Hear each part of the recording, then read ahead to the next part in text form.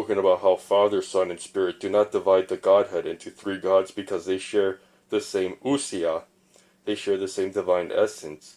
In a general sense, now we are going to be discussing how Father, Son, and Spirit are each discrete, unique beings, not three separate gods, not three masks or modes of the same God, but each is nonetheless a unique communication of the divine essence. Moreover, not only do they not divide the Godhead, paradoxically, they reinforce the unity of the Godhead. And the way we go about this is explaining this theologically is by using the term hypostasis. I prefer this over saying person for reasons I'll give in a couple of minutes. Hypostasis means divine essence in a specific sense. So the Father is a hypostasis, a unique communication of the divine essence. So the Father uniquely communicates the divine essence by creating everything out of nothing.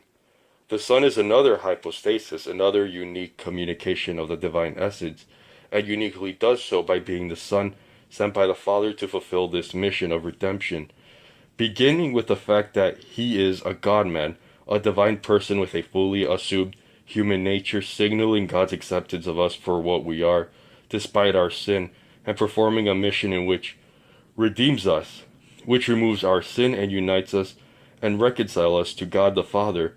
The Holy Spirit is yet another, a third unique hypostasis, another unique communication of the divine essence. The Holy Spirit is the abiding, continuing presence of God in the church and the world which continues today.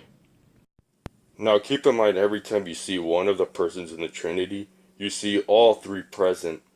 God is fully present even though we in our limited perspectives think we're encountering one of the persons of the Trinity. God is fully present. Now, to better understand hypostasis, it might be a good idea to remove hypostasis from its theological context and put it in day-to-day existence. So let's go back to that example. Now, all pens share the same ousia of penness, in ink of some kind, encased in a protective casing, dispensed by a point of some kind, protected by some kind of covering. Now, this is one unique communication, one unique hypostasis of pen. It protects its tip by having a retractable tip. The tip itself is ballpoint. The ink, it's not dry erase ink. The ink is permanent ink.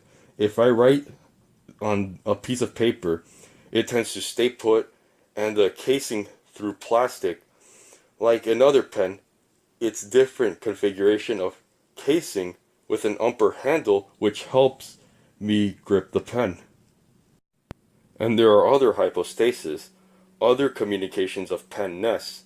So you have pens which have metal casing, you have pens which are fountain pens where you have to dip it in inkwell to write.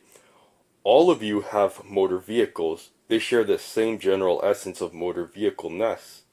Internal combustion engine with power transmitted to our drivetrain, then transmitted to tires, and there is an enclosure of some kind to protect you, your passengers, and your goods. But each of your vehicles are unique communications of motor vehicle-ness. Some of you own cars, some of you own trucks.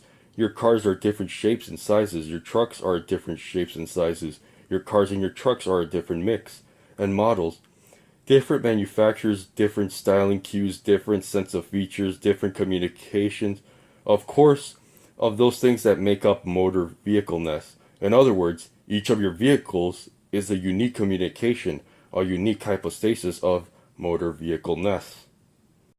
Now, the Father, the Son, and the Holy Spirit are each unique communications of the divine essence, and yet hypostasis also shows that the Godhead is not divided. In fact, it reinforces its unity. How? Because the Church Fathers had wanted to talk about Father, Son, and Spirit as isolated individuals. They would have used the term prosopon, which means isolated individual.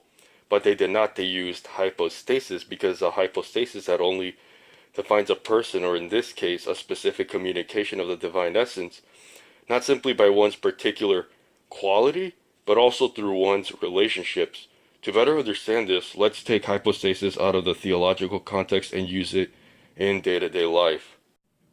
Can Arizona State University be a university with just one college? No, it takes multiple colleges to make up a university. If I started a Blaze University, it could only be a university if I had multiple colleges and campuses across the United States. So as you can see from examples of day-to-day life, hypostasis is not defined by one individual quality. You are defined, or another hypostasis defined by its relationship. Who you are is not simply defined by your individual qualities. Who you are is as much defined by your relationships with others. Can Arizona State University be a university with just one college? No, it takes multiple colleges to make up a university. If I started a Blaze University, it could only be a university if I had multiple colleges and campuses across the United States. So as you can see from examples of day-to-day life, hypostasis is not defined by one individual quality. You are defined, or another hypostasis defined by its relationship. Who you are is not simply defined by your individual qualities.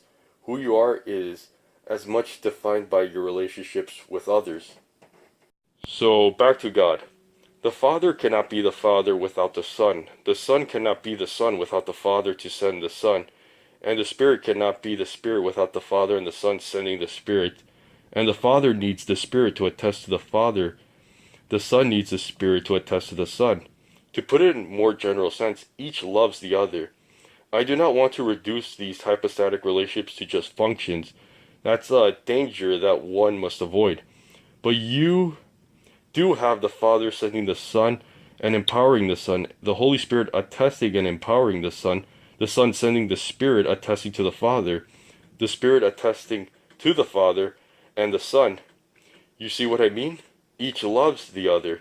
Each has a relationship to the other. You can't really understand one without the relationship of the others. To fully understand the Father, you must understand the Father's relationship to the Son and the Spirit. To fully understand the Son, you must have fully understand the relationship between the Son and the Father, and the Son and the Spirit. To understand the Holy Spirit, you need to understand the relationship vis-a-vis the Father and the Son. These bonds of love, these bonds of peace, and these relationships unite the Godhead. Remember that if the early church fathers wanted to say that the Father, Son, and Spirit were three separate gods, they would have used the term prosopon. But they did not. They used the term hypostasis because these divine specific communications of the divine essence in a much specific sense are not to be understood alone through their individual qualities. They are to be understood in relationship to the other. So this takes us to our next term, our final term. The term is perichoresis, which is a Greek term that means dance. This is the bond of love, peace shared between the Father, Son, and Spirit, where their differences do not undermine the Godhead. They don't divide the Godhead, they reinforce God's unity. St. Augustine points out in his book Trinitata that God models in his very being how we ought to live as church, as a diversity of persons reinforced and do not undermine the unity of God. So to our diversity as the people of God, all the different cultural instantiations, all then the different cultural means by which we communicate and live out the same one faith, the same one ethical life, the same goal of theosis, that in doing so we develop a bond of peace as a metaphor for this bond of peace that exists among Father, Son, and the Holy Spirit. That we truly live out what Paul says in his letter to the Galatians, that we are neither Jew nor Greek, nor slave nor free, nor male or female. We are all in one Jesus Christ.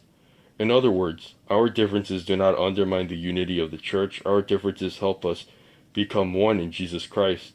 As Americans, Europeans, Africans, Asians, all the languages, ethnicities of the earth, all of our cultural instantiations of being, and so on, St. Augustine points out in his book, Trinitata, that God models in his very being how we ought to live as church, as a diversity of persons reinforce and do not undermine the unity of God. So to our diversity as the people of God, all of the different cultural instantiations, all the different cultural means by which we communicate and live out the same one faith, the same one ethical life, the same goal of theosis, that in doing so we develop a bond of peace as a metaphor for this bond of peace that exists among the Father, Son, and Spirit. In other words, our differences do not undermine the unity of the Church. Our differences help us become one in Jesus Christ.